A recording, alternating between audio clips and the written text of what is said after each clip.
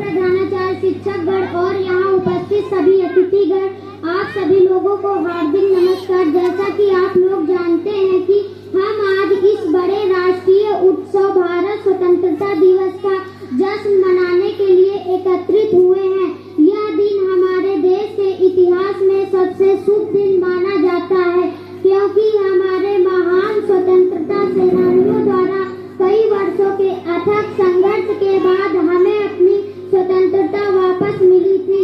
इसलिए 15 अगस्त 1947 का वह महत्वपूर्ण दिन एक भारतीय इतिहास का स्वर्णिम क्षण था, जिसे याद करके हर भारतीय में देशभक्ति और भाईचारे की भावना भर जाती है, क्योंकि हम सभी राष्ट्रवाद के एक सूत्र में बंधे हुए महसूस करते हैं।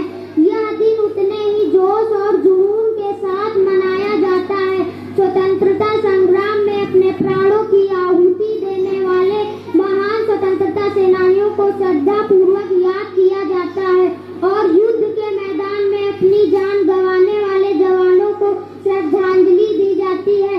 इसलिए मैं आदित्य यादव, कक्षा 7 का विद्यार्थी, आप लोगों से अनुरोध करता हूँ कि हमारे शहीद जवानों की शहादत को प्रणाम करें और देश की रक्षा के लिए उनके बलिदान को व्यर्थ न जाने देने की शपथ लें। हम अपने आरामदेह दायरे में रहकर स्वतंत्रता सेनानियों की दर्दनाक यात्रा का अनुभव नहीं कर सकते, लेकिन हम अपने अच्छे कामों और सामाजिक कार्यों के जरिए एक मजबूत राष्ट्र का निर्माण कर सकते हैं।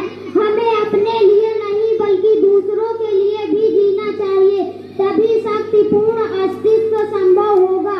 हमेशा याद रखें कि यह आजादी कई लोगों के बलिदान और एक सदी से भी ज्यादा संघर्ष के बाद मिली थी। मुझे उम्मीद है कि आप लोग ब्रिटिश शासन बलों के महान भारतीय सैनिक यानी मंगल पांडे याद होंगे, जिन्होंने ब्रिटिश शासन को उखाड़ फेंकने के लिए पहला विद्रोह का श्रेय कहा जाता है, जिसे 1857 के विद्रोह के रूप में जाना जाता है। बाद में कई स्वतंत्रता सेनानी युद्ध के मैदान में शामिल हुए और अपना सारा जीवन स्वतंत्रता प्राप्त करने में लगा दिया। चंद्रशेखर आजाद, भगत सिंह और खुदीराम बोस द्वारा किए बलिदानों को नजरअंदाज करना संभव है, जिन्होंने देश को गुलामी की जंजीरों से आजाद कराने के लिए अपनी जान दे दी। इसलिए मैं आदित्य यादव आप लोगों से अनुरोध करता हूँ कि आप लोग हमारे शहीदों के शहीद जवानों की शहादत को प्रणाम करें। अब हम स्वतंत्र भारत में रहते हैं और सांस लेते हैं। हमें इस स्वतंत्रता को हल्के में नहीं लेना चाहिए तथा अपने देश की जिम्मेदारियों को ईमानदारियों के साथ निभाना चाहिए तथा किसी भी राष्ट्रीय आपातकालीन मुद्दों से निपटने